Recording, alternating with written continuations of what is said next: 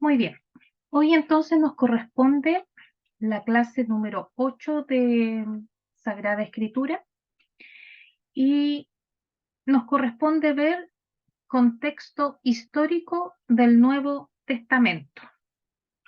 Aquí yo me voy a ampliar un poquito más.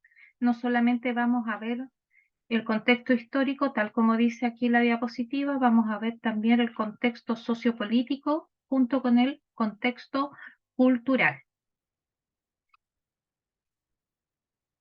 Nosotros eh, la clase pasada terminamos de ver, ¿cierto?, el contexto histórico del Antiguo Testamento. Y bueno, acá en este mapa, tal como dice el título, el mundo en los tiempos de Jesús, toda esta línea, que es de color como lila, morado, indica lo que era el Imperio Romano, todo lo que abarcaba el Imperio Romano en los tiempos de el Señor Jesucristo, ya, en la Palestina de aquel tiempo. Nosotros, como cristianos, ¿cierto? Confesamos que en la persona de Jesús se ha revelado todo el misterio de Dios. En él está la grandeza y también el escándalo de nuestra fe. ¿Por qué se le llama escándalo de nuestra fe?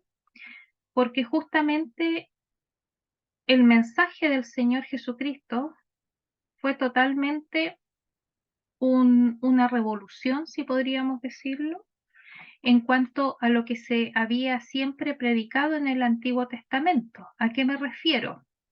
Primeramente, de que él no hizo distinción de persona ni de clase social y trató a la mujer en la dignidad igualitaria con el varón, cosa que en ese tiempo, y dentro no solamente de lo que era el Imperio Romano, sino que también dentro de los judíos, la mujer estaba ellas relegada en muchas actividades y la palabra de ella no era muy válida, excepto dentro de lo que era su familia, es decir, entre los esposos, obviamente la palabra de la mujer tenía validez, pero fuera de lo que es lo social, ya fuera del hogar, la palabra de la mujer entonces no era considerada.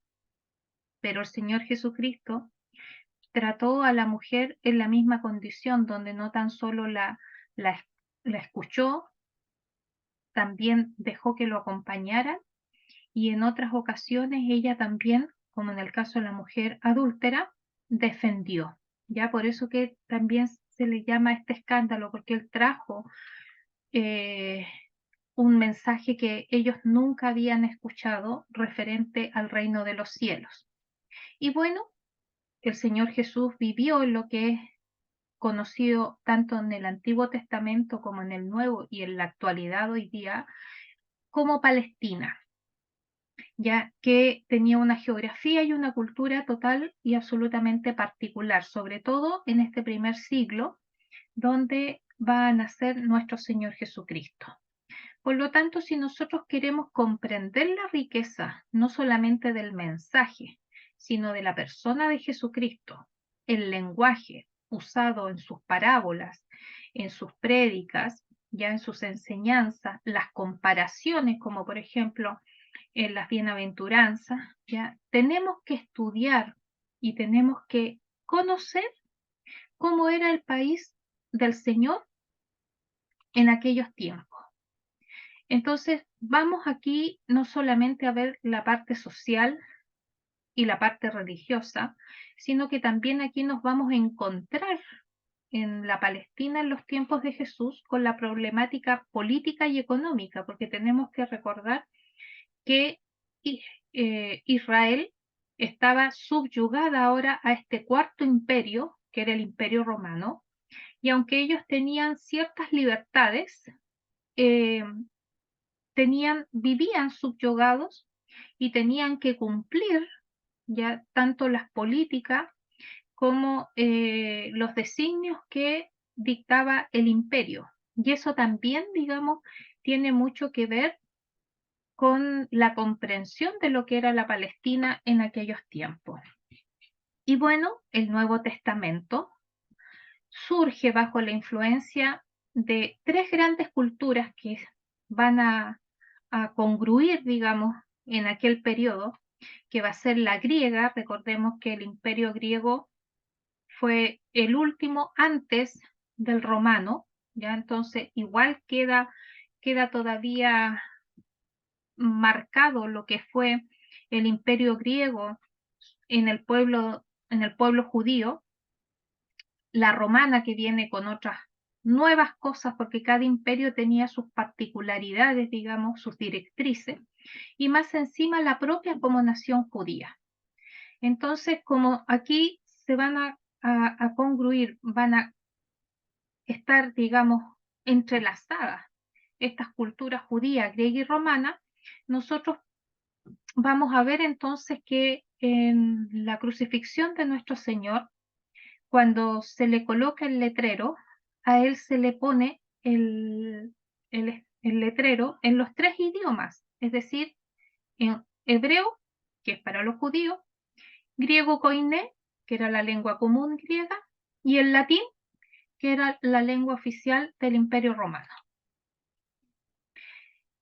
En este contexto, todo esto era la cuenca mediterránea y nosotros nos vamos a enfocar exclusivamente en lo que está aquí en el círculo, que es Palestina.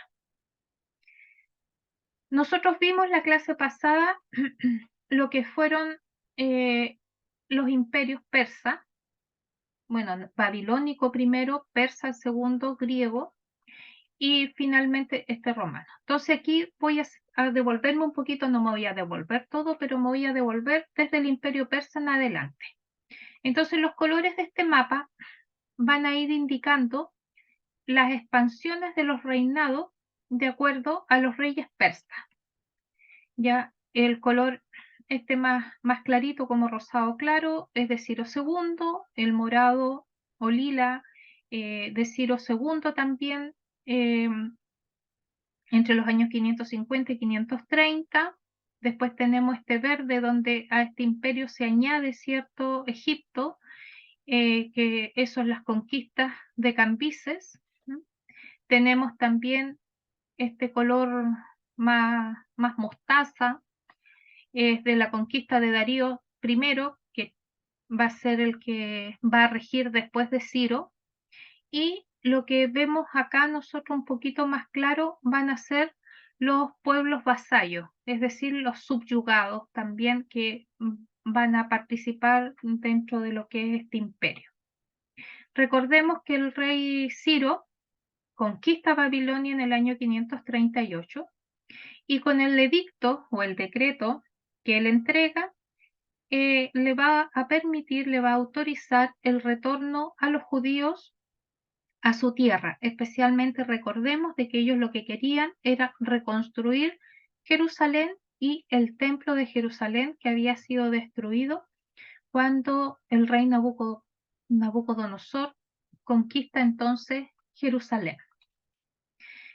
Vamos a tener que los profetas Ageo y Zacarías, ellos se vencieron a la oposición que había y el templo fue acabado en el año 516 a.C. Bajo el liderazgo de Esdras y Nehemías, se vuelve entonces, volvieron en dos grupos, primero con Esdras y Zorobabel, y luego Nehemías, que es donde terminan de reconstruir las murallas de Jerusalén. Aquí vemos Malaquías, el profeta Malaquías, que él trata de llevar una reforma moral y espiritual, aunque no tuvo éxito, pero sí impactó a la nación durante un largo tiempo en el periodo intertestamentario. ¿Qué significa el periodo intertestamentario? Exclusivamente el periodo donde el Señor guarda silencio, es decir, no hubo ninguna revelación de parte de Dios, no hubo ningún profeta a quien Dios le revelara algún oráculo o mensaje a su pueblo. Y eso ocurre más o menos al finalizar, eh, estando, digamos, antes de que finalice el imperio el imperio griego, hay un periodo que los estudiosos dicen que son aproximadamente como 200 años, ¿ya? Donde no hay ninguna revelación directa de parte de Dios a su pueblo Israel. En este otro mapa, nosotros lo que vemos es el imperio netamente ya griego. Entonces vemos todo lo que abarcó, ya aquí está Palestina, y no solamente toma Palestina, sino que fíjense que llega incluso hasta aquí, hasta las fronteras de lo que es India hoy día. Aquí tenemos todas estas líneas van a implicar lo que significó el itinerario de Alejandro Magno, ya el de Crátero, y también la expedición marítima que se llevó en la conquista para el imperio griego. Recordemos que el imperio griego se desarrolla con el triunfo de Alejandro Magno. Alejandro Magno fue un gran estratageta y también un militar de muy reconocido por su habilidad, y él justamente logra una rápida posesión de todo lo que era ese territorio que estaba gobernado por los persas, y entonces él asume como líder de este nuevo imperio que se llama el imperio griego. Aquí los judíos dicen no se resistieron a Alejandro porque Alejandro los trata bien. Rápidamente, como les digo, él tenía mucha destreza militar, por lo tanto él rápidamente expande su imperio más allá de los otros anteriores. Pero una de las cosas que marcó en cuanto a lo que fue el imperio griego sobre todo lo que es Europa, Oriente y parte de Asia, es que esta cultura helénica dejó huellas sobre todo en lo que es su lengua, porque esta fue la lengua común de comercio y de diplomacia, a tal punto que nosotros nos vamos a encontrar que cuando el Señor Jesucristo nace, él, cierto, pasa por su infancia, su juventud, y él parte con su ministerio, que estamos hablando aproximadamente 30 años desde que él ya había nacido. La lengua griega seguía siendo la lengua que se hablaba. El latín era muy poco usado, y la lengua que verdaderamente se hablaba en todo el imperio era el griego, pero el griego koiné, es decir, el griego que era del pueblo. Ya es como un griego coloquial, ya no era tan riguroso en cuanto a gramática, por ejemplo, pero sí era la lengua común, y eso permaneció durante todo el imperio romano. Por eso que el Nuevo Testamento se escribe en griego, y siendo de que eh, los libros que conforman el Nuevo Testamento se escriben dentro del Imperio Romano, que podrían haberse escrito en latín, pero se escriben en griego. Esa fue la influencia grande del Imperio helénico sobre las diferentes culturas que gobernó en los años que manejó todo este imperio. Muere repentinamente y muy joven Alejandro Magno a los 33 años. Como él no estaba casado, no tenía hijos, entonces el imperio quedó dividido por sus 4 generales, ¿ya? Y aquí en este mapa que yo les puse están también con colores la división de sus 4 generales, que Casandro, Lisímaco, Ptolomeo I y Seleuco I. Aquí vemos entonces cómo se reparten. Ahí está Lisímacos, aquí está Seleuco, Ptolomeo y Casandro. Están acá las divisiones entonces de lo que fue el reino de Alejandro Magno. Ahora cada uno va a tener, digamos, sus propias gobernaciones y quedan esto entonces a mano de sus 4 generales. Cuando tuvo entonces lugar la división, la tierra de los judíos pasó a ser parte del imperio Ptolomeo. Los Ptolomeos entonces controlaron a los judíos, dice, más de un siglo. Aquí durante todo el imperio griego se vivió con tranquilidad y prosperidad hasta la guerra entre los Ptolomeos y los Seleucidas, que transformó Palestina en una zona de guerra. El reinado de Ptolomeo Filadelfo fue cuando los eruditos judíos tradujeron el Antiguo Testamento hebreo al griego, que es lo que yo les comentaba la clase pasada, que fue justamente durante el Imperio Helénico, donde se tradujo por primera vez las Sagradas Escrituras.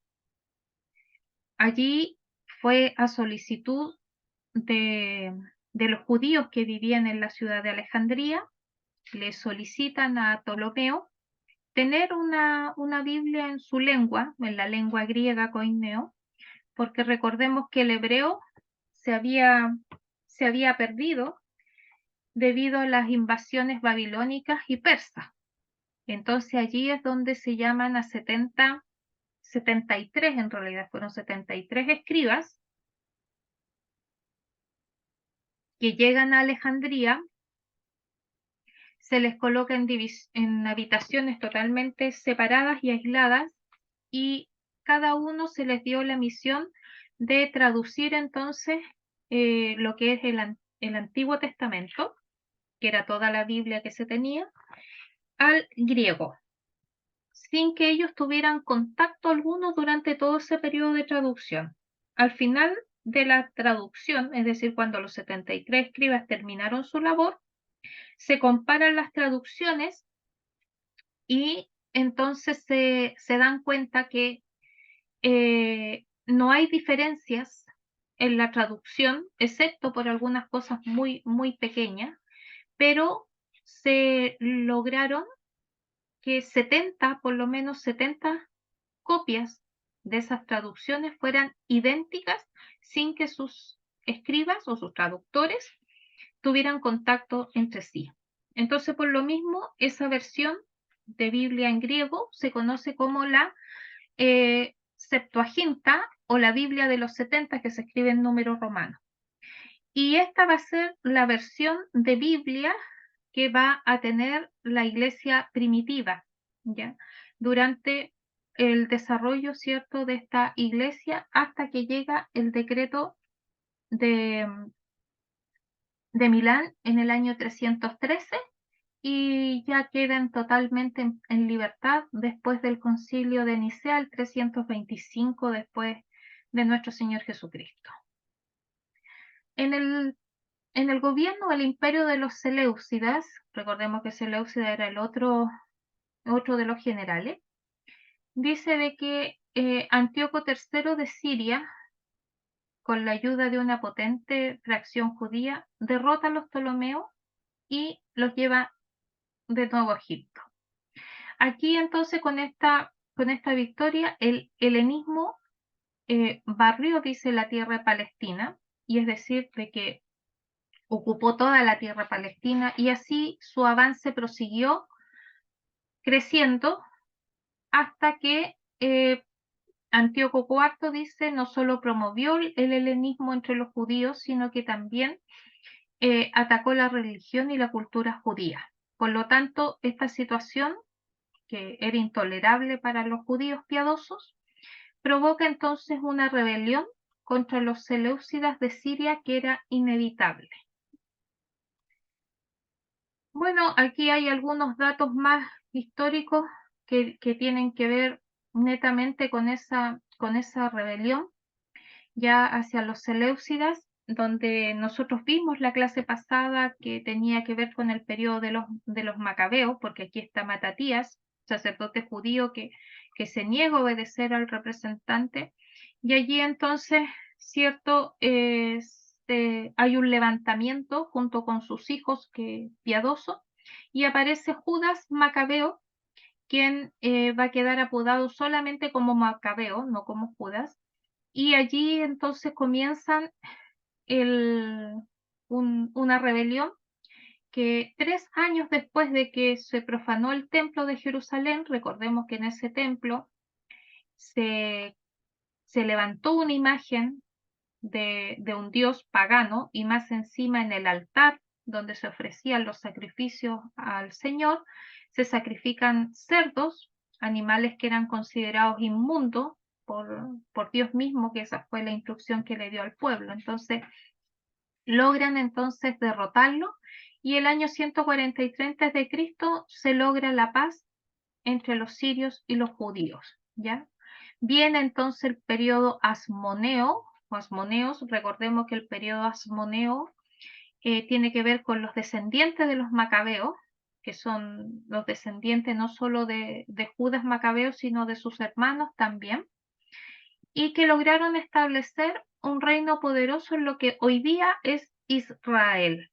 ¿Ya? Aquí con los asmoneos entonces eh, se determinan las fronteras judías, y esas fronteras ocuparon las mismas fronteras que tenía David cuando él fue rey de Israel, y que le traspasó esas mismas fronteras de expansión del reino a su hijo Salomón. Vemos que en este periodo, ¿cierto? El hermano de Judas Macabeo, Simón, fue declarado sumo sacerdote.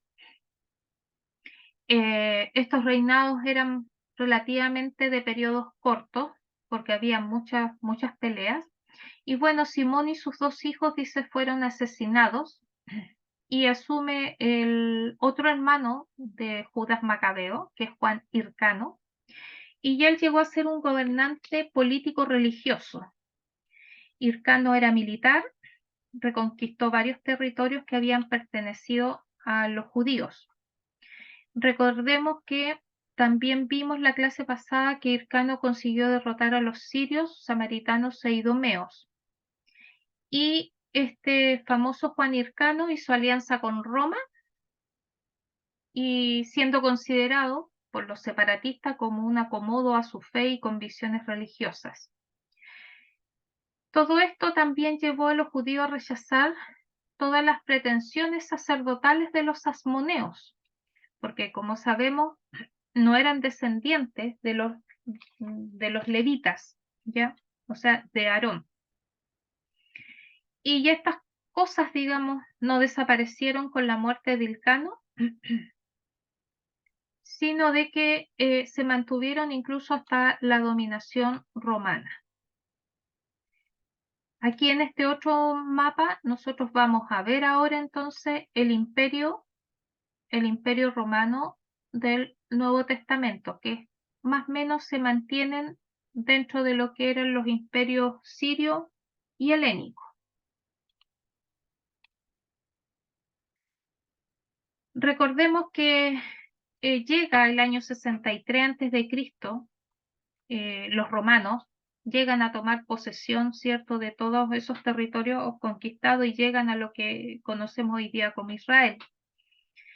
Roma establece a Juan Hircano como rey, él queda sujeto a Roma, y mientras gobernó Hircano, recordemos que apareció un idumeo, descendiente de Esaú, hermano de Jacob, Antípatro o Antípater, ¿ya? Quien sube, digamos, al trono en favor de Roma, y logra situar a sus hijos en las posiciones de poder. Y uno de sus hijos era Herodes, que después sería coronado rey, y es este Herodes el que tenía el poder dominante en Palestina al momento del nacimiento de nuestro Señor. La familia de Herodes siguió desempeñando entonces un papel importante no solo en los días de Cristo, sino que también en la iglesia primitiva. Ya aquí vemos como la expansión del Imperio Romano con los emperadores Augusto y el emperador Tiberio. Recordemos que fue a través de Pompeyo que en el año 63 a.C., Roma entonces logra derrotar a los griegos y toman ellos entonces el poder de todas estas tierras. Y va a ser en el año 70 después de Cristo que el general Tito va a conquistar Jerusalén. Y aquí vemos que dentro de los gobernantes que pusieron los mismos romanos van a estar Herodes el Grande y Herodes Antipas. A la muerte de Herodes, recordemos Herodes el Grande, que va a ser el año 4 antes de Cristo, o sea, a los pocos años de haber nacido nuestro Señor, se reparte entonces el reino que tenía Herodes el Grande entre sus hijos Arquelao, Antipas y Filipo. Arquelao va a tener esta región de Samaria, Antipas va a tener Galilea y Perea, y entonces Filipo va a recibir Golán.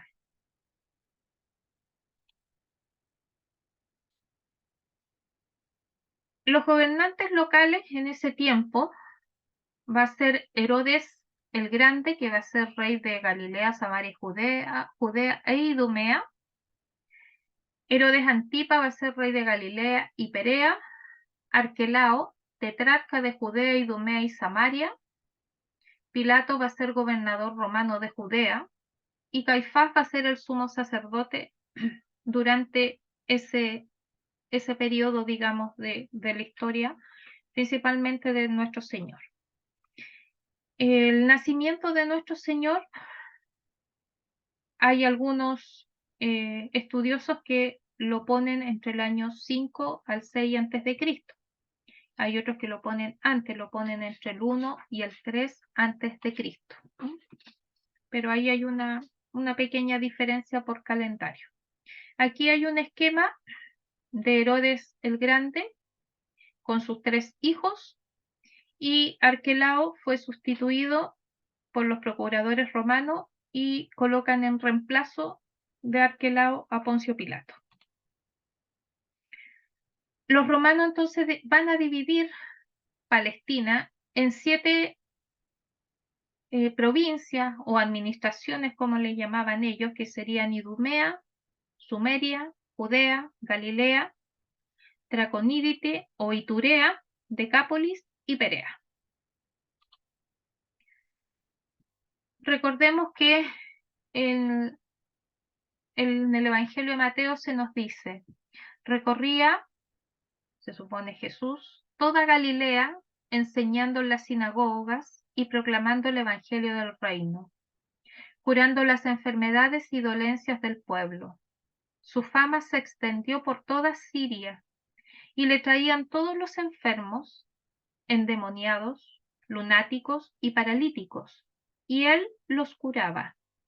Y le seguían multitudes venidas de Galilea, Decápolis, Jerusalén, Judea y Transjordania. Bueno, durante las clases de arqueología, nosotros vimos también descubrimientos que se hicieron de estas ciudades que correspondían a las divisiones o las administraciones del Imperio Romano sobre la tierra de Palestina. Galilea, que era una región que está al norte, era una región montañosa, estaba alrededor, digamos, de lo que es el lado Genesaret. Allí se produce una llanura fértil. En esta región de Galilea está la población de Nazaret, donde vivió el Señor Jesús desde digamos, su infancia hasta el inicio de su vida pública. Y muchos de los discípulos también eran de otras ciudades de esta provincia de Galilea. Por haberse mezclado con extranjeros, es decir, que no eran judíos de religión, los galileos no eran bien vistos por el resto de los judíos.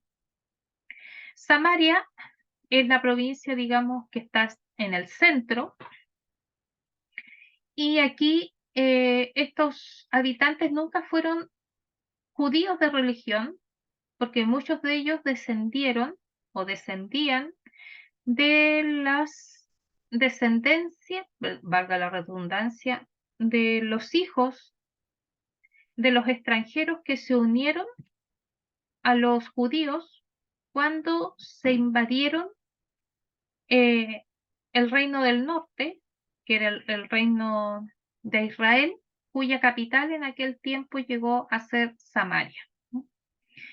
Igualmente ellos seguían la ley, pero solamente el Pentateuco, admitían solo el Pentateuco de lo que es el Antiguo Testamento. Lo demás ellos no lo consideraban o no lo aceptaban, ¿ya?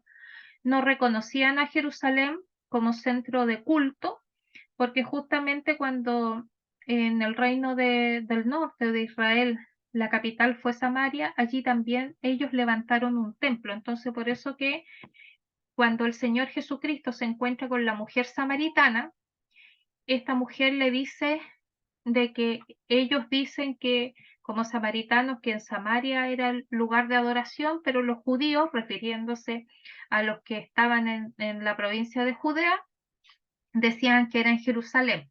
Y el Señor les dice que no es ni en Samaria ni en Judea donde específicamente o exclusivamente se va a realizar el culto hacia el Dios vivo. Entonces, ahí nosotros podemos entender estas palabras, digamos, o esta conversación que tuvo la mujer samaritana con el Señor. Y justamente había un odio entre lo que eran los samaritanos o de la región de Samaria y los judíos que vivían en esta región de Judea, principalmente, como les decía yo, porque no solamente tenían diferencias en cuanto al lugar de culto, los samaritanos o los de Samaria no aceptaban la Tanaj completa, como se dice en hebreo, el Antiguo Testamento, sino solamente ellos aceptaban la Torá, que es el Pentateuco, los 5 primeros libros de la Biblia. Y porque también ellos se mezclaron con extranjeros y tuvieron descendencia que no era 100% judía como el Señor pedía. Finalmente, la región o la provincia del sur es Judea. Esta es la más extensa de las tres, pero a la vez la más pobre. La ciudad principal era Jerusalén por el templo, ¿ya? Y esta región tiene una gran importancia religiosa, justamente porque ellos, recordemos que tenían la obligación de subir una vez al año al templo a Jerusalén a ofrecer sacrificio y adoración al Señor.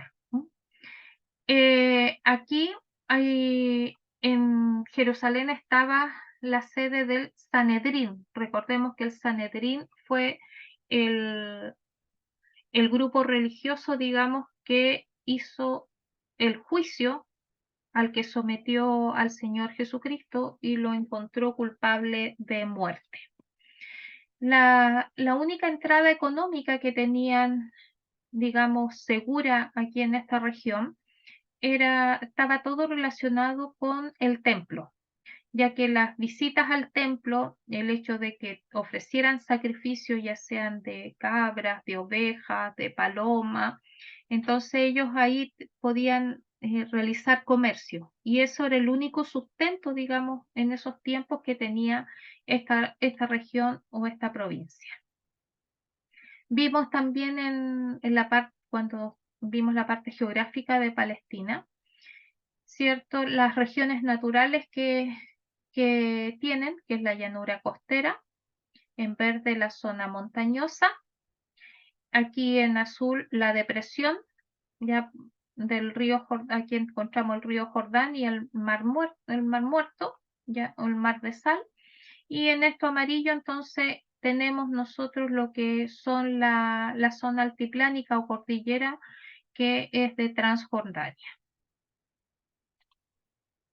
Y debido al clima, ellos cultivaban lo que es la uva el olivo con las aceitunas, ¿ya? Acá los higos, el trigo, y aquí, ¿cierto? El ganado principalmente de ovejas, ya de ovejas, de cabra, y así en parte, digamos, eran por el clima, sus construcciones, sus lugares de habitación. En el periodo intertestamentario es donde aparece al final el Imperio Romano. Con el Imperio Romano entonces se acaba ese periodo de intertestamentario. Y sabemos de que Palestina fue puesta entonces bajo los gobernadores que designó el Imperio Romano. El Imperio Romano, en los tiempos del Señor Jesucristo, ¿qué proveyó, digamos, a todo el imperio? Una lengua, que es el latín.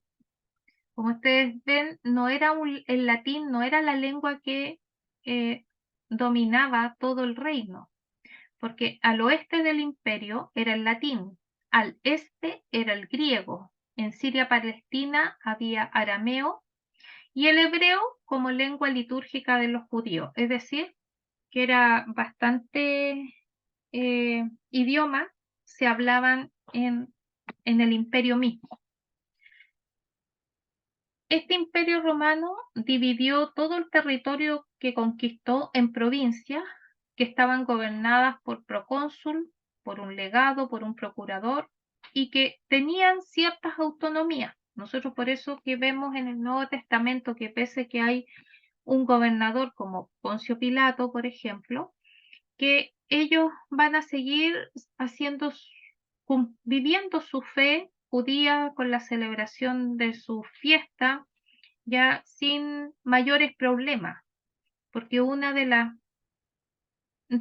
estrategias que tenía para gobernar el Imperio Romano era de que eh, trataba de darle a las naciones conquistadas ciertas autonomías para que así evitar los levantamientos en contra del Imperio Romano, es decir, evitar la guerra civil y que los otros pueblos que eran conquistados también por el imperio se unieran y así pudieran derrocarlo. Entonces esa era una estrategia que ellos usaban. La población del imperio, aproximadamente 50 millones de habitantes. Ya, los judíos, dice que entre los judíos de Jerusalén y de la diáspora, habían aproximadamente 7, 8 millones. Recordemos que la palabra diáspora viene justamente de la invasión babilonia, cuando son dispersados por todo el territorio del imperio babilónico los judíos, es decir, los judíos los sacan de lo que es su tierra y ellos son dispersados por todo el imperio. Los únicos que se quedaron en lo que es la tierra de Israel fueron los pobres, porque los pobres no les servían al imperio. Los demás fueron todos dispersados, por eso se les llama de la diáspora. Una de las cosas importantes que nosotros tenemos que entender es el efecto que tuvo la romanización sobre la cultura de Palestina. Recordemos que el Imperio Romano, como cada imperio, se caracterizaba por su expansión territorial, que era conquista y dominación. Y esta dominación era solo política. Y en esta manera de gobernar el imperio es que ellos intuyen o constituyen ciertas organizaciones provinciales y municipales. Una de las grandes de los grandes aportes que hizo el Imperio Romano fue la red de calzada que se hizo para el ejército y también para el comercio. Y estas calles, ya estas huellas, que aún permanecen hasta hoy día en algunos sectores que pertenecieron a lo que fue el Imperio Romano. Con ellos aparece la moneda. la moneda con la figura del emperador. Y también ellos van creando diferentes ciudades para ir teniendo también control de todo el territorio gobernado. ¿Qué impusieron los romanos? Primero que nada, sus leyes, es decir, el derecho romano. La lengua, el latín, aunque como vimos anteriormente, tanto la lengua griega principalmente no pudo avasallar con el idioma griego, ni tampoco con el arameo, que era un poco que también se hablaba, pero muy poco, junto con el hebreo, que el hebreo era más para la parte litúrgica, para el culto. Y como religión, él puso la tolerancia y también el sincretismo. Por lo tanto, la aculturación de todos los pueblos que vemos aquí en este mapa que sometió el Imperio Romano, ellos quedaron principalmente sometidos y fascinados por la superioridad material que tenía esta civilización romana. Nosotros sabemos de que ellos no solamente tenían un liderazgo en lo que es el tema de batallas, ¿ya? La manera de organizarse y de defenderse en las batallas, sino que también en lo que es la parte vial, el comercio y en la conexión de red, digamos, de conexión que hicieron entre todas las ciudades a lo largo de todo el imperio. Se nos dice que la romanización fue tan fecunda que todavía hoy en Europa se debate sobre un proyecto de integración que sea tan o igual a lo que logró el Imperio Romano en la Europa de aquel entonces. La Unión Europea dice que es un remedo, o sea, viene siendo un, una figura, digamos, de lo que fue aquel Imperio Romano. Recordemos que la Unión Europea controla la entrada y salida de los países, controla la moneda, controla la economía de toda Europa, ¿ya? Algo similar. Hoy día lo que nosotros vemos en la Unión Europea, el manejo que tiene de los países miembros de la Unión Europea, es lo que nos sirve, digamos, para poder comprender cómo fue la conquista y la dominación política del Imperio Romano sobre toda Europa y Asia. Cuando en esta dominación romana, dice que cuando nace el Señor Jesucristo, quien gobierna en Roma es el emperador Octavio Augusto. Y cuando el Señor Jesús muere, en Roma va a estar el emperador Tiberio. En todos los territorios conquistados, como les decía anteriormente, Roma procura conservar las costumbres locales para así mantener al pueblo lo más tranquilo, sometido y en paz, que no le hiciera problema al imperio gobernante. Entonces se reserva la política exterior, que eso sí lo impone el imperio, controla la moneda y los caminos, y también coloca impuestos a todas las naciones conquistadas.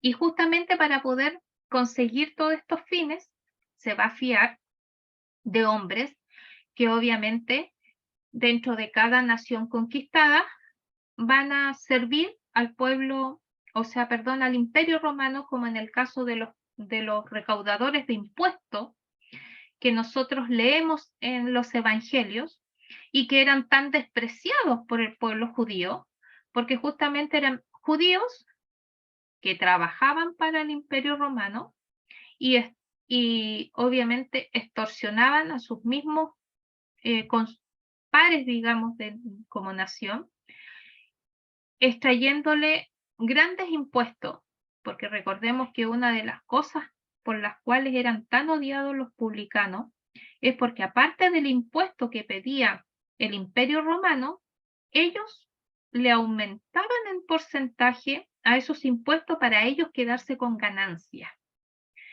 Y justamente en cada pueblo que conquistaban, tenían a estas personas que servían a Roma siendo de los mismos pueblos conquistados. Herodes el Grande fue uno de los hombres que los romanos utilizaron para gobernar Palestina. Era un rey vasallo, es decir, que era un rey que no tenía autonomía propia. ¿Por qué? Porque él se debía a lo que le regía el imperio por medio de los emperadores, es decir, él le debía tributo al emperador, tenía que dar cuenta al emperador romano, no podía hacer lo que quería, sino de que él tenía que simplemente las medidas que entregaba el emperador, él las tenía que llevar a cabo y manejar de que esas medidas se pudieran cumplir para así tener la estabilidad dentro del imperio. Siempre estaba al lado de los romanos, aunque Herodes era judío. Eliminó a todos los que podían aspirar su puesto. Incluso mandó a ejecutar a 2 de sus hijos. Y una de las cosas que hizo Herodes fue reconstruir el templo de Jerusalén. Poncio Pilato, que también es un personaje con el cual nosotros nos vamos a encontrar en el Nuevo Testamento. Bueno, Poncio Pilato era prefecto de la provincia de Judea. Los evangelios, dice, se refieren a él como gobernador. Y como prefecto, su deber era mantener el orden en la provincia, es decir, evitar cualquier levantamiento de caudillo, ya, o que alzaran al pueblo y así se fueran en contra del imperio, como también tenía a cargo la administración judicial y la administración económica de la región de Judea. Y como él administraba la parte judicial, es por eso que a él se le lleva al Señor Jesucristo para que sea interrogado y luego condenado a la muerte por crucifixión. Se nos dice en la historia de que Poncio Pilato era una persona frívola y superficial. No tenemos claro que a Pilato no le importaba si Jesús era el Hijo de Dios o no, si había que respetar el sábado como los judíos o no, o si se cumplía o no se cumplía la ley de Moisés. Eso a él le daba lo mismo. Él quería simplemente que le dejasen en paz, que no hubiesen revueltas, y para evitar las revueltas entonces es que él lo que hace es complacer al pueblo en el juicio de nuestro Señor, pese a que su esposa, recordemos que la esposa de Pilato le dice que ojalá no tenga nada que ver con ese justo, porque ella había tenido sueños durante la noche y le pedía de que no tomara acción referente al asunto del Señor Jesucristo cuando fue llevado por el Sanedrín. Pero Pilato, como quería mantener la paz y le gustaba complacer al pueblo, entonces es que él va a mandar a azotar a nuestro Señor y luego crucificar, y deja entonces libertad a Barrabás, que era no solo ladrón, sino que también homicida, a petición del pueblo. ¿Cuál era la situación política en los tiempos de nuestro Señor? Hay un poder romano, hay un poder judío, y entre medio están, digamos, entre ellos se tienen que llevar bien. El poder romano se ve con el gobierno, no solo del emperador, sino que de los reyes vasallos y también gobernadores que van a poner, ya principalmente, y el poder judío está manejado exclusivamente por el Sanedrín. En cuanto a la situación religiosa, hay 2 grupos de creencias y de las prácticas religiosas. Las creencias es que se creía en un Dios, en un pueblo y en una ley. Las prácticas religiosas tenemos las fiestas. Recordemos que la clase pasada vimos las 7 fiestas que celebraba el pueblo judío, el culto que celebraban en el templo, cumplir la ley mosaica, guardar el sábado y acudir a la sinagoga. El contexto sociopolítico y religioso en Palestina en los tiempos de Jesús. Como instituciones religiosas vamos a tener que en el templo de Jerusalén estaban los sacerdotes y levitas. Y en la sinagoga de cada pueblo van a haber rabinos, discípulos y alumnos. En instituciones políticas vamos a tener procurador romano, que va a ser Poncio Pilato y el ejército. Como monarca van a estar Herodes, ya toda la familia de los Herodes. Y el Sanedrín, que va a estar conformado por el sumo sacerdote, por fariseos, escribas, saduceos. Tenemos al pueblo en sí, al pueblo judío, que estaba formado por agricultores, pastores, artesanos, propietarios, comerciantes, cobradores de impuestos, pobres y marginados, más los pecadores. Y en las clases sociales vamos a tener a los levitas, fariseos, saduceos, escribas, samaritanos, qumranitas y celotas. La organización romana. Una vez que Roma domina todas esas regiones, entonces él va a poner sobre estos pueblos conquistados una política exterior y aquí se va a valer de Herodes el Grande en el caso de Palestina, que va a ser un hombre de confianza para el imperio, el cual se va a encargar, ¿cierto?, de velar por esta política exterior, va a controlar monedas, caminos y también va a velar para que se le paguen los impuestos al imperio romano. Poncio Pilato fue gobernador de Judea, fue inflexible y despiadado y condena a nuestro Señor a la crucifixión. Esta era la pirámide, digamos, social. Primeramente, quienes estaban en esta pirámide, es decir, los más altos socialmente, el sumo sacerdote, que fíjese que el sumo sacerdote era nombrado por los procuradores romanos. Ya no tenía que ver con la descendencia de Aarón. Luego venían los grupos religiosos, que eran saduceos, sacerdotes, escribas, ya, que conformaban el Sanedrín. Después de ello vienen los celotes, con los fariseos también, aunque el fariseo también participa de esta clase noble, podríamos decirle. Clase media vendría siendo los celotes, clase baja, pueblo judío, y la clase empobrecida eran todos los marginados que lo conformaban los publicanos, los enfermos y los pecadores públicos, ¿ya? En este caso, las mujeres de dudosa reputación, por ejemplo, o prostitutas como les conocemos. ¿Qué era el Sanedrín? El Sanedrín, el nombre significa consejo. Era una institución, la institución más importante para la sociedad judía. Estaba conformada por 71 miembros. Este era el orden, digamos, en el cual se sentaban. Sumo sacerdote era el regente de todo el Sanedrín.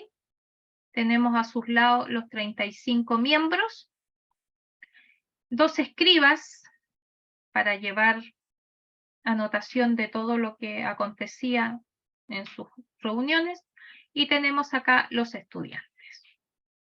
Como vemos, se sentaban en un semicírculo. El Sanedrín estaba dominado por los saduceos, que era un grupo de judíos bastante poderoso, que a su vez estaba formado por sacerdotes y hombres ricos. Los demás eran miembros, eran fariseos el resto de los miembros. El Sanedrín tenía poder para juzgar, castigar y encarcelar, pero solo los romanos podían imponer la pena de muerte.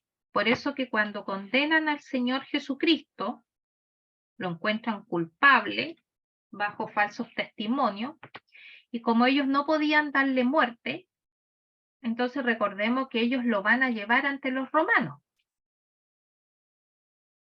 Y va a ser Poncio Pilato quien va a condenar entonces a nuestro Señor para así tener tranquilo al pueblo. El Sanedrín ejercía justicia según las leyes judías. Por eso les hablaba yo de que el Imperio Romano les daba cierta independencia a los pueblos conquistados para que ellos mantuvieran en parte su cultura y así evitar levantamiento. El sumo sacerdote era el responsable máximo del templo y era el presidente del Sanedrín.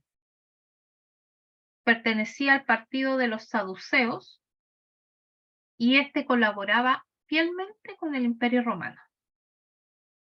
Su cargo era vitalicio, pero los diversos procuradores romanos nombraban y distribuían al sumo sacerdote cuando querían.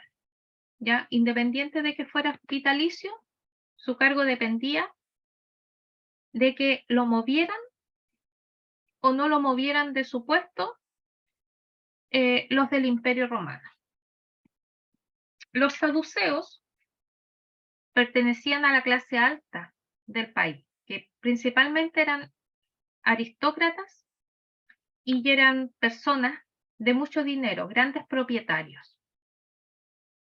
Políticamente, también ellos colaboraban con el poder romano, intentando mantener un orden público, y en lo religioso eran muy conservadores. Ellos se apegaban, pero fielmente a la ley, y ellos no creían en la resurrección de la carne. Los sacerdotes, en el tiempo de Palestina del Nuevo Testamento, habían aproximadamente unos 7.000 sacerdotes que se encargaban de atender en el templo. Eran pobres y vivían de las ofrendas y de los oficios que ellos se buscaban por su cuenta. Siendo que durante los 365 días del año se ofrecían sacrificios y habían 7.000 sacerdotes, ustedes podrán determinar que muchos de esos sacerdotes solamente pudieron efectuar un solo sacrificio en toda su vida sacerdotal, porque como habían tantos sacerdotes, no podían ellos ejercer todos los días o cuando quisieran el oficio de sacrificar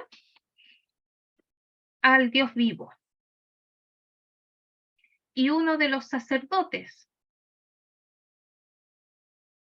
que es mencionado en el Nuevo Testamento, recordemos que va a ser el padre de Juan Bautista, Zacarías, quien cuando fue el ofrecer sacrificio, entonces se le presenta el arcángel dándole la noticia, y él como no cree, entonces queda mudo. Entonces fíjese que más o menos cada sacerdote podía ofrecer un sacrificio cada 25 años por la cantidad de sacerdotes que había dentro del templo. Los escribas, que también forma parte de grupos sociopolíticos, su misión consistía en explicar y actualizar la ley en función de los nuevos tiempos y de los problemas que se planteaban. Y aparte, obviamente, de llevar registro de las convocatorias o de las juntas o reuniones que tenía el Sanedrín.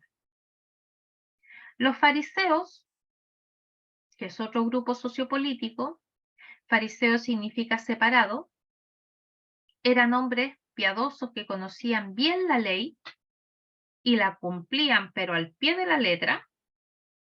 Estos ejercían gran influencia entre el pueblo hasta el punto de que los jefes religiosos seguían sus consejos, pero ellos eran de la clase media, no eran de la clase alta. Y los fariseos, ellos no se mezclaban con aquellos que no conocían la ley y mucho menos con aquellos que no la cumplían. Los fariseos también eran muy nacionalistas, eran hostiles hacia los romanos, no usaban la fuerza, sino que ellos esperaban al Mesías que estableciera el reino de Dios y echara a los romanos. Ese era el pensamiento, digamos, que tenían los fariseos, por eso que ellos no creyeron que Jesús fuese el Mesías enviado, porque lo que ellos esperaban era un caudillo que los liberara del yugo del Imperio Romano. Y por eso lo esperan hasta el día de hoy. Los celotas o celotes, este era un movimiento sociopolítico bien extremo y armado. Pertenecían, digamos, a las capas más pobres de lo que era el grupo religioso. Y no se enfrentaban, dicen, directamente al ejército romano, pero lo que sí hacían es organizar revueltas y asesinatos, principalmente en las fiestas. Solían esconderse en las cuevas y contaban con el apoyo de clases populares. Uno de los integrantes de este grupo de los celotes fue Judas Iscariotes. Otro grupo sociopolíticos fueron los esenios, que los esenios eran una especie de monjes que vivían a la orilla del Mar Muerto. Ellos esperaban la venida de dos mesías, un mesías que fuera político, ya que solamente tendiera la parte política, y un mesías que velara por la parte religiosa. Y que ambos, tanto en lo político como en lo religioso, entonces iban a restablecer la justicia, iba a dar fin al pecado e iba a restaurar el imperio de Israel como en los días de David y de Salomón, que fueron los días de esplendor y gloria de la nación de Israel. Las mujeres también están dentro de los grupos sociopolíticos, pero en este tiempo las mujeres no tenían los mismos derechos civiles y religiosos que los hombres. La mujer dependía totalmente de su padre hasta los 12 años. A esa edad, generalmente se celebraban los esponsales, que viene siendo como el compromiso, ¿ya? Como que se va a pedir la mano, ¿cierto? Se ponían de novio, y un año después tenía lugar el matrimonio. Estamos hablando que aproximadamente entre los 14 años, más o menos, las mujeres judías llegaban entonces al matrimonio. Y al momento de casarse, entonces ella pasa a depender totalmente de su marido. El varón podía divorciarse, pero la mujer no podía divorciarse. Por eso que también era súper difícil para una mujer quedar viuda. Si tenía un hijo varón,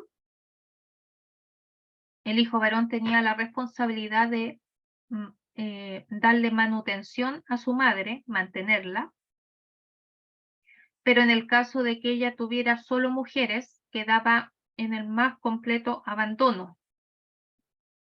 Nosotros tenemos el caso en el Nuevo Testamento de la viuda de Naín. Tal como su nombre dice, era una mujer viuda que vivía en la ciudad de Naín, cuyo único hijo falleció y lo llevaban a enterrarlo, donde esa madre lloraba no solamente la pérdida de su hijo después de haber perdido a su esposo, y como ella no tenía más descendencia, entonces ella iba a quedar literalmente en la calle.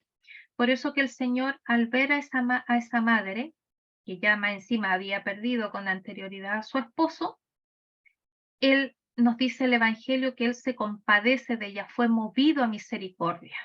Entonces se acerca a este hijo que era llevado en el féretro y lo resucita.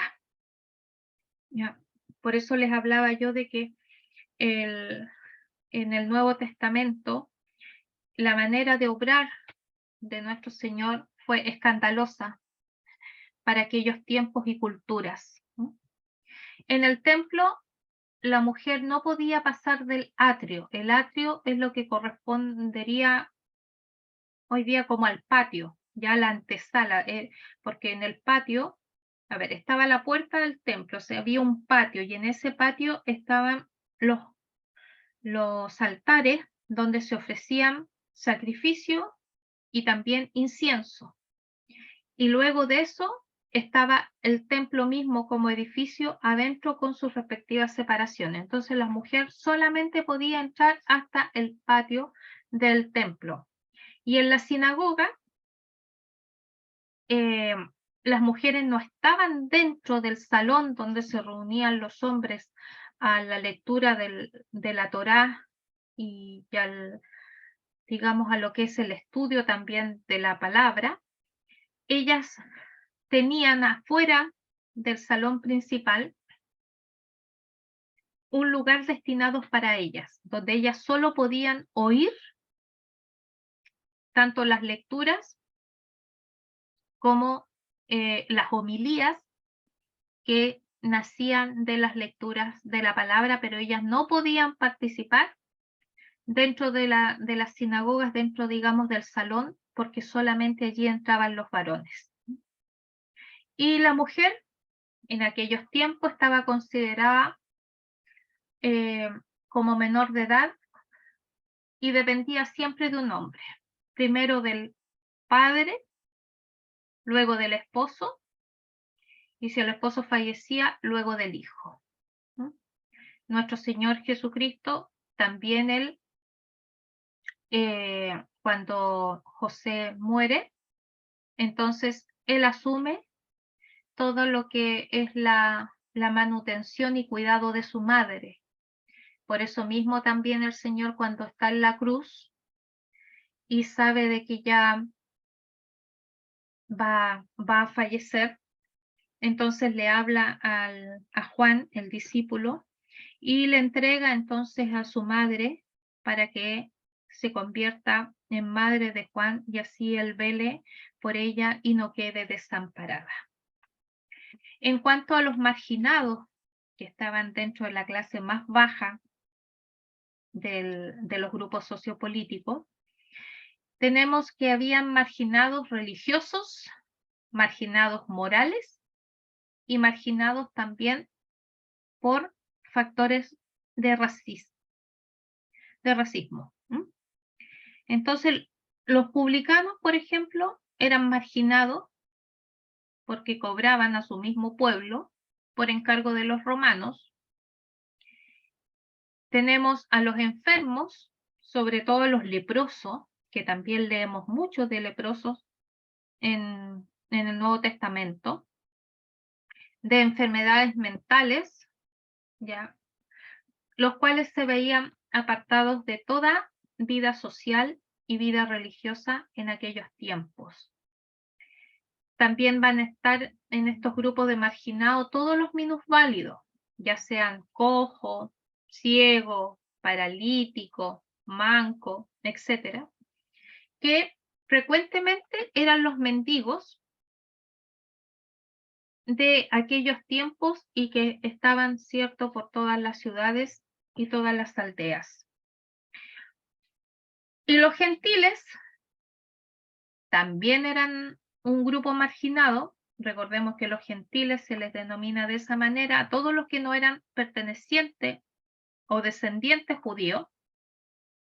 Entraban también las pecadoras públicas como prostitutas o adúlteras, quienes eran discriminados principalmente por razones morales religiosas. Ahora vamos a ver lo que es el contexto cultural de Palestina en los tiempos de Jesús.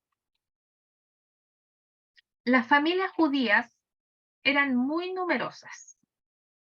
Vivían ellos todos, digamos, juntos,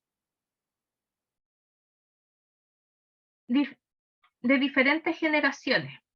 Es decir, vivían padres, hijos, abuelos y bisabuelos, si es que lo había.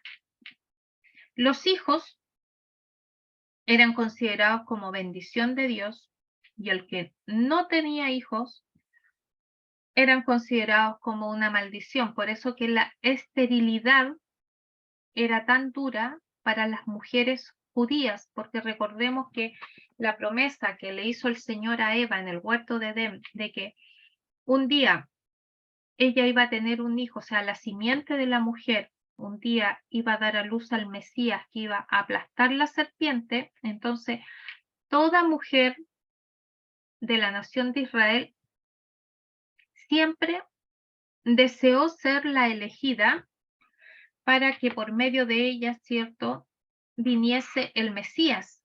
Entonces, cuando una mujer no podía tener hijos, entonces era terrible y grande su dolor y vergüenza, porque sabía que Dios a ella la había despreciado, porque no la había escogido para que llevase en su vientre al Hijo de Dios. Por eso que era considerado como maldición la esterilidad, ya el que las familias no tuvieran descendientes. Generalmente, dice, los hijos continuaban el mismo oficio, profesión o negocio de sus padres, aparte obviamente de ayudar en tareas domésticas. El padre era el jefe de familia, quien tomaba todas las decisiones, y los parientes tenían el deber de ayudarse entre sí. Las etapas de la vida judía se dividen en 4: el nacimiento, Berit Mila, Bar Mitzvah, matrimonio y entierro. El nacimiento, si es un varón, se van a ver o desarrollar 2 rituales. El primero, el Berit Mila o pacto de circuncisión. Esto también nosotros lo vimos con anterioridad, que al 8º día al niño se le corta el prepucio, es decir, la piel que cubre el glande, que es la cabeza del órgano masculino, del pene. Esa piel es sacada, ya eso se le llama circuncisión y ocurre al 8º día. El otro ritual se llama Pidyon Aben, que es el rescate del hijo primogénito. Este, dice, suele realizarse en el marco de una comida festiva, pero que no sea sábado, ni que tampoco coincida con una fiesta, con un día de fiesta que celebre el pueblo, y que tiene que ver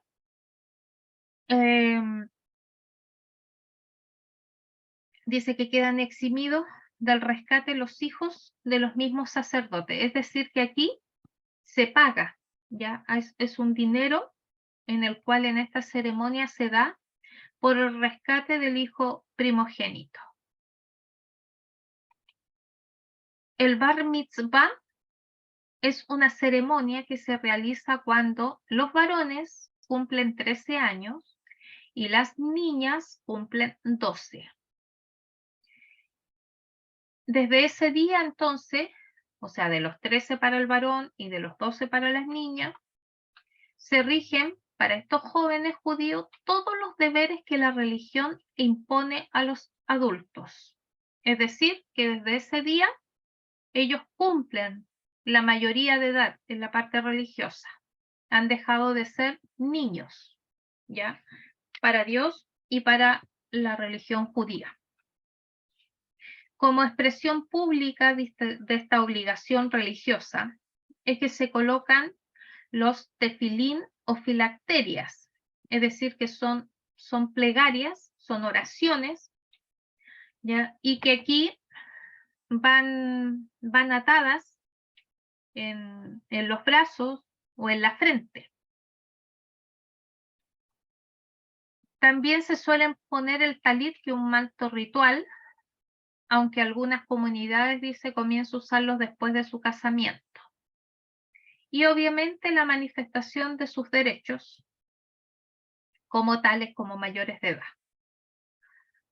La segunda etapa dice tiene que viene, digamos, al sábado siguiente a esta celebración o ceremonia del Bar Mitzvah, en el cual el joven es llamado por primera vez a la Torá. Se envuelve en su talit, es decir, el manto ritual, y ¿a qué es llamado por primera vez? A que él lea la Torá. Anteriormente él siempre va a escuchar la lectura de la Torá, pero cuando llega a los 13 años es invitado entonces, vestido con el talit, el manto ritual, entonces a leer la Torá el sábado principalmente en la sinagoga. Y en el caso de las niñas, el Bar Mitzvah, aquí ellas, aunque no participan del servicio de la sinagoga, entonces aquí celebran ellas en forma colectiva junto con todas las niñas de la comunidad que cumplieron sus 12 años. Es decir, que ellas no tienen un inicio dentro de lo que es la misma religión judía, con una participación activa, porque ellas como mujeres no pueden estar dentro del salón de la sinagoga, pero sí se les permite de que ellas puedan celebrar junto a otras niñas que estén cumpliendo sus 12 años en una forma colectiva. Luego viene el matrimonio, y aquí las ceremonias matrimoniales también tienen dos partes. Primero es el desposorio, que se llama en hebreo Kiddushin, en el cual la novia es prometida al novio con un anillo. Y la oración o el compromiso, digamos, que se lee es el siguiente: he aquí tú eres santificada a mí con este anillo según la ley de Moisés y de Israel. Entonces, con esta declaración y con el consentimiento de la novia, ésta se transforma en esposa, aunque todavía la ceremonia esponsal se va a llevar a cabo un año después, pero al momento de poner el anillo, ya del Kiddushin, ella entonces ya es conocida como esposa. Por eso que cuando el ángel se presenta a María y le dice que ella va a concebir un hijo, ella le dice que cómo va a ser eso posible si ella no conoce varón, siendo de que ella estaba desposada con José. Y a eso se refiere que ella estaba desposada con José. Es decir, que ella estaba prometida con este niño para ser su esposa, pero estaba justamente en el año de la preparación para que después se efectuara la ceremonia nupcial como tal. Y el matrimonio, que en hebreo es nisuín, es la consumación de la promesa. Entonces, aquí es donde ellos se recitan las 7 bendiciones, que se llama Sheva Berajot, que es la recitación de estas bendiciones. Va a exigir la presencia de un minyan o minyan, que significa que las van a hacer delante de 10 personas adultas que van a servir de testigos de la consumación de su promesa de matrimonio. Y el entierro, o quebura, recordemos que Antes del entierro, tenían por costumbre los deudos rasgar sus ropas como expresión de dolor. Y a veces también en la ropa le provocaban un tajo o les hacían un tajo, digamos, a la ropa de los familiares más cercanos. Hasta la sepultura, todos los enlutados dejan aflorar libremente su aflicción y su dolor. Nadie les ofrece condolencias en ese periodo. Se leen entonces los salmos dedicados a las almas de los fallecidos. No se exhibe el cuerpo del muerto porque eso es deshonroso y falta de respeto.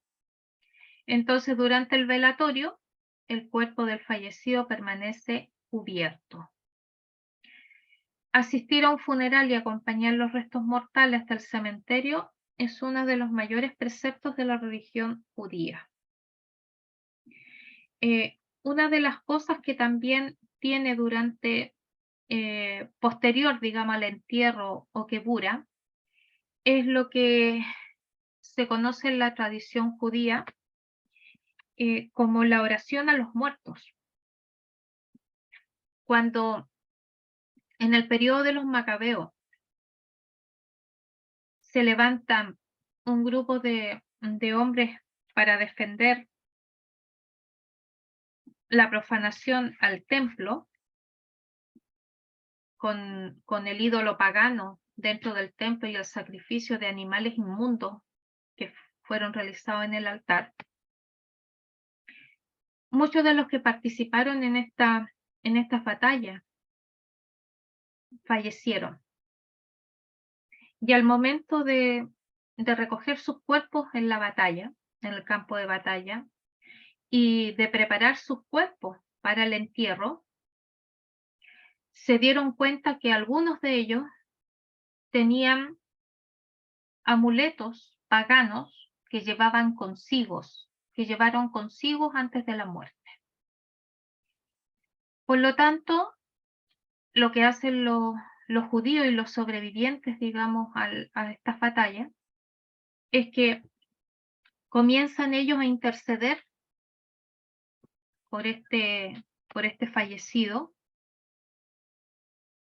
principalmente porque peleó a favor del pueblo de Israel y para devolverle la honra al Dios único y vivo y verdadero, que es Yahvé en el Antiguo Testamento.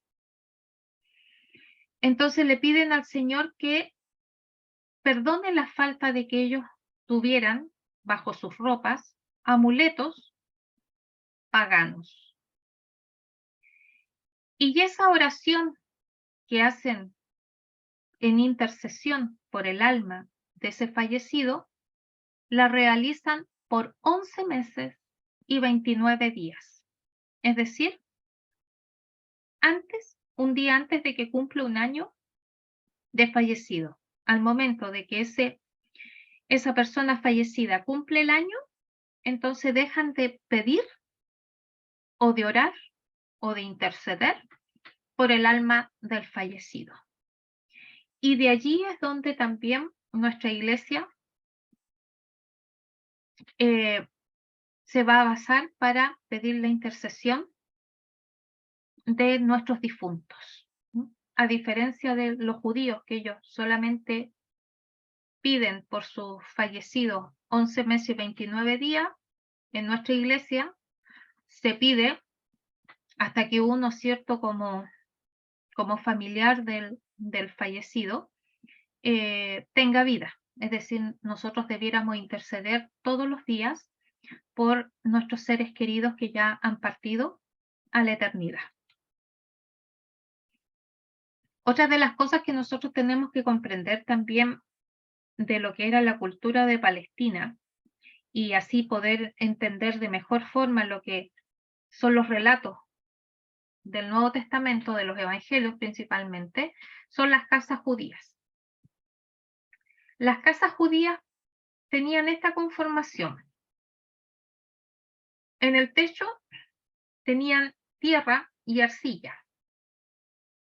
Estas casas por lo general poseían un solo cuarto, en el cual en la planta baja se guardaban los animales, tenía ahí un patio, y aquí está la entrada para las personas. Aquí entraban los animales que los cobijaban con ellos, y aquí vivían ellos, es decir, ellos dormían junto con los animales.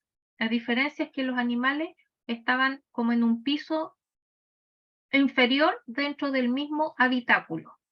Y por eso que también, aunque a nosotros nos parezca extraño en nuestra cultura, cuando nosotros leemos en el relato del Evangelio aquella historia de estos 4 amigos que llevan a su amigo paralítico a ver a Jesús, pero estaba tan lleno de personas que estaban escuchando y querían ser sanados también por el Señor, es que nos relata el Evangelio que estos amigos no encontraron mejor forma de meter a su amigo paralítico con cama incluida desde el techo.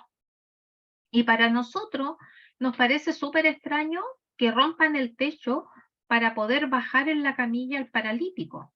Pero claro, ¿por qué? Porque nuestras casas son totalmente distintas a las casas que se levantaban en aquel tiempo. Y como estas estaban hechas de, de tierra y de arcilla, era súper fácil romper ahí y poder bajar entonces a este paralítico. Aquí tenemos por el interior, para que ustedes vean, cómo era una casa de una pieza. Había una entrada que era exclusiva para los animales. A veces por esa misma puerta entraban tanto los habitantes como los animales. Si ustedes se fijan, en la planta baja estaban cobijados los animales, luego habían unos escalones, en la planta más alta estaba entonces todo lo que era la casa en sí. Ellos durante la noche sacaban lo que para nosotros hoy día vendrían siendo colchones y mantas, y dormían entonces todos juntos. El padre, los hijos y al otro extremo la madre. Esa era la manera en que dormían. Y en la parte alta, en la azotea, en la terraza o en el techo, muchas veces lo usaban para hacer las reuniones, para tener lugar de adoración y de oración de la familia, y también en tiempos de verano para dormir, porque ustedes comprenderán de que en el verano allá las temperaturas son altas. Y aquí tenemos una casa ya con personas de más recursos que tiene más de una habitación, ¿no? Pero en general, digamos, no eran casas de un solo piso. Y también tenían la costumbre de que sus techos, digamos, fueran con arcilla, ¿ya? Y con tierra la gran mayoría, porque así refrescaba en el verano y también abrigaba durante el invierno. Las fiestas judías, como les dije anteriormente, el Señor estableció varias fiestas solemnes que eran sagradas para el pueblo de Israel, no podían no celebrarlas. Y aquí las más importantes son 7. Y estas en uno u otro sentido tiene también que ver con un cumplimiento profético sobre la venida de nuestro Señor Jesucristo. Acá yo les puse el calendario que muchas veces en el Nuevo y en el Antiguo Testamento se mencionan, por ejemplo, en el tercer día de Nisan, por poner un ejemplo, y nosotros no tenemos idea a qué mes corresponde de nuestro calendario. Entonces, Nisan viene siendo entre la última quincena de marzo y la primera quincena de abril. Y aquí están conmemoradas entonces puestas las siete fiestas que celebra el pueblo de Israel hasta el día de hoy.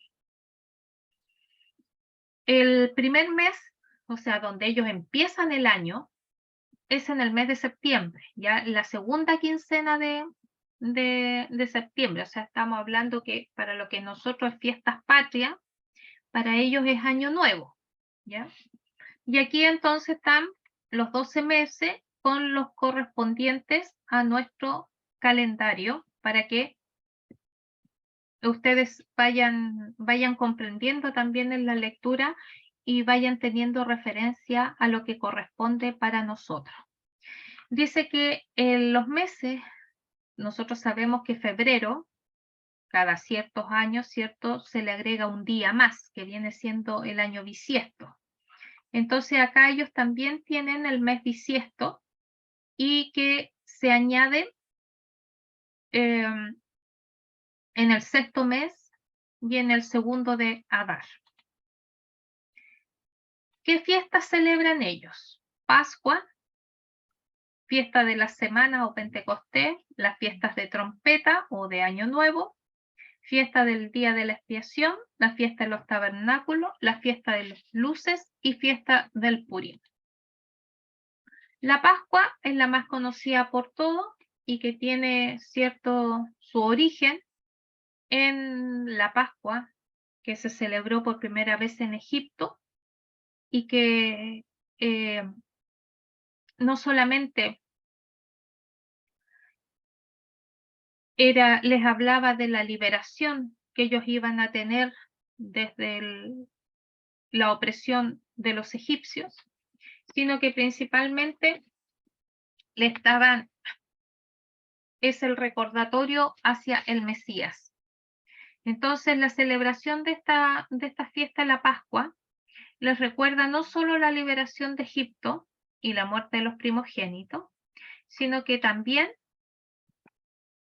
la llegada de este Cordero, de este Mesías, que con su sangre derramada los iba entonces a ellos a dar la libertad. Acá hay digamos, un detalle de cómo se celebra la fiesta de la Pascua, donde participaban los varones judíos, las mujeres, ya los peregrinos, y que más o menos solo para el tiempo de la Pascua llegaba, en el tiempo de Palestina del Señor Jesucristo, alrededor de 3 millones de personas a la ciudad de Jerusalén para la celebración. Acá tenemos otra, en esta fiesta, dice, durante la fiesta de los panes sin levadura, también se ofrecen sacrificios de becerro, carnero y 7 corderos de un año, juntamente con un macho de las cabras como ofrenda del pecado. Al segundo día se ofrece una gavilla de espigas fresca como ofrenda, junto con un cordero de un año para el holocausto.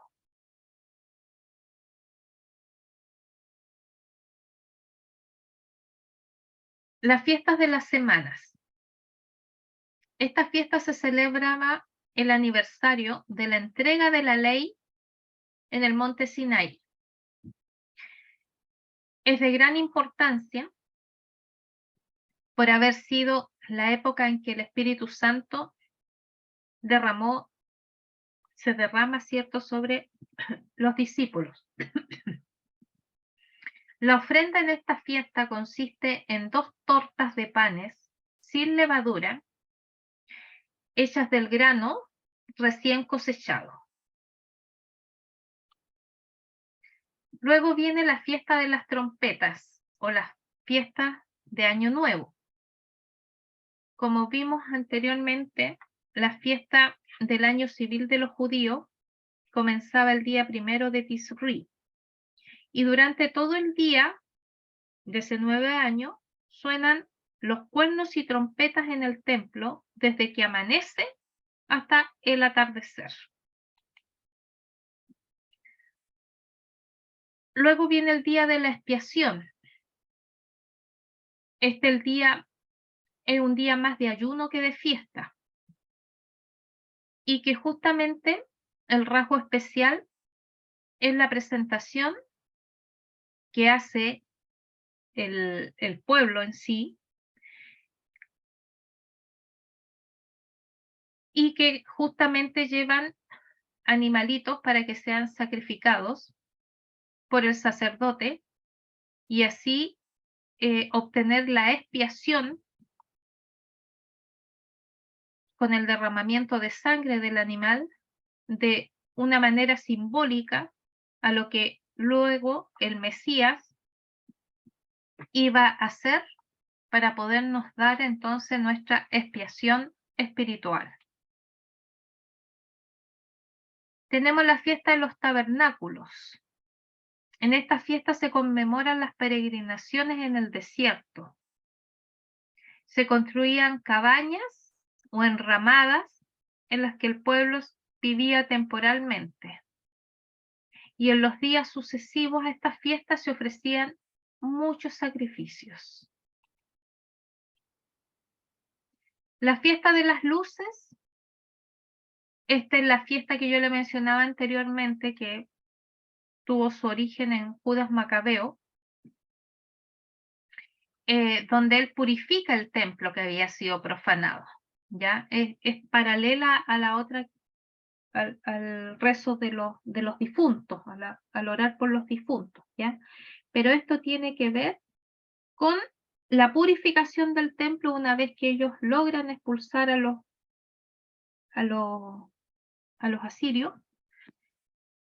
Entonces rededican el templo nuevamente al Señor, porque sacan la imagen del dios pagano, entonces lo rededican al servicio de Dios.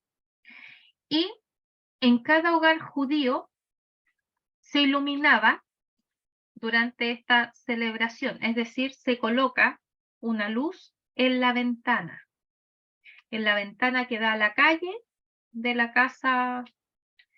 Se coloca entonces una luz que también tiene que ver con la celebración de esta fiesta y obviamente también se conmemora la hazaña que realizaron los macabeos. Y esta coincide con el 25 de diciembre, justamente cuando nosotros estamos celebrando el nacimiento del niño Jesús. Los judíos están celebrando esta fiesta de las luces. Luego viene la fiesta de Purim, y que esta fiesta del Purim tiene que ver principalmente con lo que se nos narra en el libro de Esther. Recordemos que Esther fue esposa de un rey persa. Y durante el reinado, digamos, de Esther como cónyuge del rey Ciro, se mandó, porque engañaron al rey, a matar a todos los judíos. Y allí es donde interviene Esther para que el rey pueda anular este edicto, porque ella también era judía. Entonces, si el pueblo moría, ella como judía también tenía que morir. Y como los edictos de los reyes no se podían anular, entonces va a ser que el esposo de Esther va a dictar otro edicto en el cual le otorga a todos los judíos en el reino la facultad de defenderse ante el ataque que ellos pudieran recibir. Entonces, ese es el día que se va a convertir en fiesta y va a ser recordado como la fiesta de Purim. Aquí nuevamente tenemos ahora el calendario hebreo. Si ustedes se fijan, es totalmente distinto al calendario que tenemos nosotros. Nosotros usamos el calendario griego, ya gregoriano, y que obviamente para ellos es un calendario gentil. Las fiestas no va a ser, digamos, siempre la misma, pero nuevamente acá yo coloqué lo que es primavera, tanto para el judío como para nosotros, las estaciones del año, y con la fiesta, los meses, y también con figuras de lo que ellos en ese tiempo cosechan.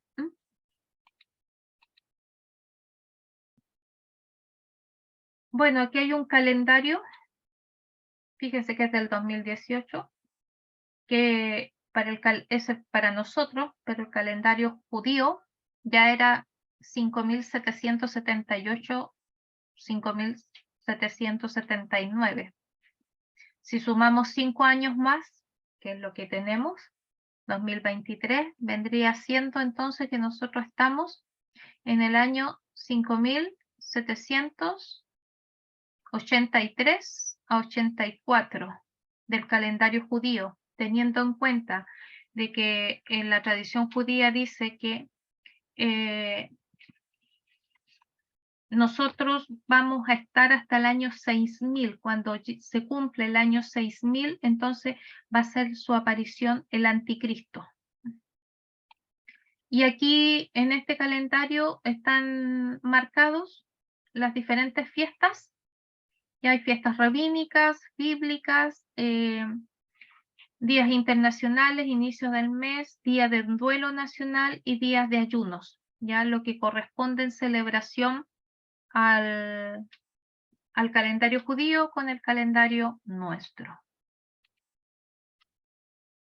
Otra de las cosas que nosotros tenemos que entender es el día del Shabbat, ya que viene siendo el sábado. El sábado, junto con la circuncisión, son las prácticas más sagradas que tiene la nación judía. Este era el día dedicado a Dios y el día también de descanso. Ese día no se puede trabajar ni llevar encima más de medio kilo de peso, y solo se podía caminar 1 kilómetro, no más de eso, como tope. Las monedas que estaban en el imperio y que también las encontramos nosotros en la escritura, Nuevo Testamento, es el talento, que es una moneda griega, el dracma, otra moneda griega, y el denario es la moneda romana y que equivale a un día de trabajo. Acá tenemos los trabajos o oficios de los varones, ganaderos, pescadores, agricultores. Como les decía anteriormente, hay algunos que trabajaban como recaudador de impuestos, otros eran artesanos, ¿ya? Y los más famosos eran los que se encontraban en Jerusalén. Anteriormente les mencioné de que el punto económico, comercial y de negocio más importante en aquella época tenía que ver con el templo de Jerusalén. Por eso que también se nos narra en los evangelios cómo el Señor, ¿cierto?, expulsa a todos los mercaderes que habían en el templo, porque como era la única entrada económica que tenía la región de Judea, entonces ellos no respetaban, digamos, el atrio, porque el Señor los saca porque estaban invadiendo lo que es el templo, y en vez de promover el recogimiento, la preparación para que todos aquellos que entraban a participar de los sacrificios y de las ofrendas entraran con un corazón penitente y humillado, al haber un mercado afuera, eso no se produce. Entonces, por eso que el Señor también lo expulsa. Y aquí hay un detalle, digamos, de cómo las mujeres, digamos, se desenvolvían en los tiempos del Señor Jesucristo, ya sea en la ciudad como en el campo. Totalmente distinta. Por ejemplo, en la ciudad las mujeres tenían que llevar velo, en el campo las mujeres no llevan velo, ¿ya? Esto, acá, por ejemplo, en el campo las mujeres venden aceitunas de puerta en puerta, las jóvenes se dedican de ir a buscar agua a los pozos, las mujeres hacen sus compras en el mercado del pueblo, ¿ya? Las chicas mayores de 12 años se casan pronto, el matrimonio está precedido por noviazgo y la redacción del contrato de matrimonio, y a partir de este momento la novia entonces llamada esposa, y como tal puede ser castigada con la muerte en caso de adulterio. Por eso que también la Virgen María tenía cierto temor de contarle a José de que ella estaba encinta, y también por eso San José, cuando ella le cuenta, decide no repudiarla, o sea, no hacer público su embarazo, y bueno, hasta que él recibe en el sueño la revelación del Señor de que ese hijo que esperaba a María, su esposa, no era de un hombre, sino que era de Dios mismo, porque ella iba a encarnar al Mesías, ¿ya?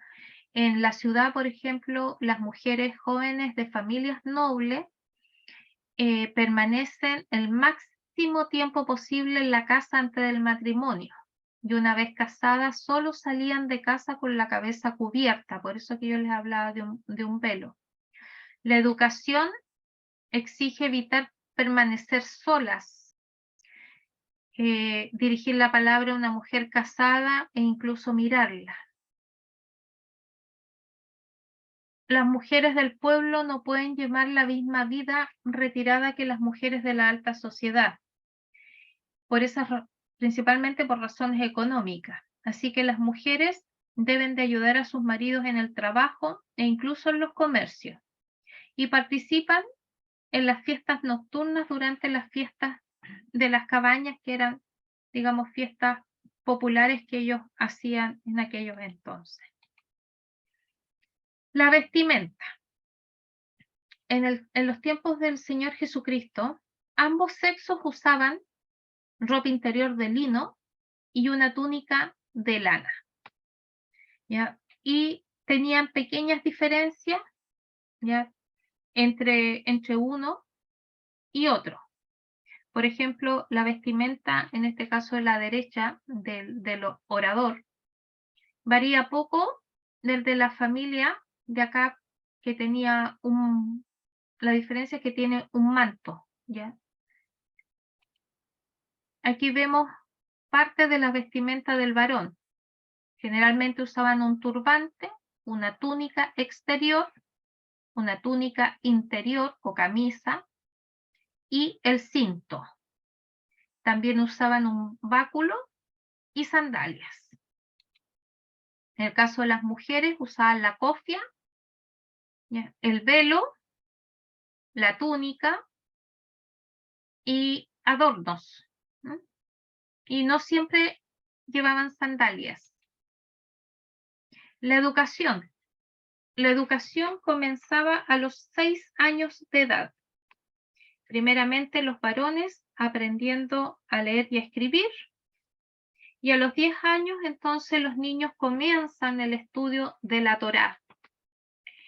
Allí, al cumplir los 10 años, los hijos varones pasan entonces a estudiar con el padre, que es el encargado de enseñarles la Torá, hasta que cumplen los 18 años. Si el joven quería seguir estudiando la Torá, entonces recién él podía entrar a una escuela rabínica, es decir, escoger un maestro y convertirse en discípulo de ese maestro. Y ese estudio de la escuela rabínica finalizaba a los 30 años. Por eso que cuando el Señor va con sus padres al templo a la edad de 12 años, y recordemos que José y María se regresan en la caravana hacia su ciudad natal, pero el Señor se queda en el templo, nos dice la Escritura que todos estaban asombrados por el gran conocimiento que tenía de la Torá y de la Tanaj, siendo tan joven, porque ese conocimiento, esa experticia que tenía sobre la Escritura, generalmente la podía tener una persona que había terminado sus estudios rabínicos, es decir, cuando tenían 30 años o más. Incluso nos dice la lectura de los evangelios que el Señor corrigió a estos rabinos, a estos maestros que estaban en el templo. Y en cuanto a las mujeres entonces ellas no estudian la Torá ni en escuelas, ni en escuelas especiales para el estudio, ni en la sinagoga, sino que ellas solamente son instruidas en casa por la madre. Y aquí se muestra lo que era Palestina en tiempos de Jesús. Entonces, haciendo un resumen, la situación política, vimos que era poder romano, poder judío. La situación religiosa con las creencias, ya antes mencionadas. Las prácticas religiosas también las mencionamos anteriormente. Y aquí se agrega entonces la situación social, que es con las clases dirigentes, que está el sumo sacerdote, saduceos, sacerdotes, escribas y fariseos. Tenemos el pueblo en general, que es la clase alta, clase media, y tenemos los marginados, que lo conforman los publicanos, los minusválidos y los gentiles. Aquí yo les hice una pequeña resumen de la vida del Señor Jesucristo. El año 37 a.C., Herodes el Grande es nombrado entonces rey de Judea. 30 a.C., Octavio Augusto, emperador, asume como regente del imperio luego de derrotar a Marco Antonio. Como le dije anteriormente, algunos colocan de 3 a 4, otros de 5 a 6, ya el nacimiento de nuestro Señor en Belén de Judea. 4 a.C. muere Herodes, y sucede en Arquelao, Antipas y Filipo. 6 después de Cristo, Arquelao es depuesto por los romanos y comienzan entonces los gobernadores, asumen principalmente lo que es Judá y Samaria. Entre el año 14 y 37 después de Cristo, Tiberio es nombrado emperador tras la muerte de Augusto. Del año 26 al 36 después de Cristo, Poncio Pilato es el gobernador de Judea. En Galilea sigue reinando Herodes Antipa, desde el 4 a.C. Del 25 al 36 después de Cristo, Caifás va a ser el sumo sacerdote y también va a ser quien dirige el Sanedrín. Del 27 al 30 después de Cristo está el ministerio de Jesús de Nazaret. El 28 después de Cristo, Antipas hace ejecutar a Juan Bautista, le manda a cortar la cabeza. Y el 30 después de Cristo, Jesús de Nazaret es crucificado en Jerusalén. Y con esto entonces terminamos lo que es el contexto histórico, como les digo, a grandes rasgos, de lo que es el Nuevo Testamento.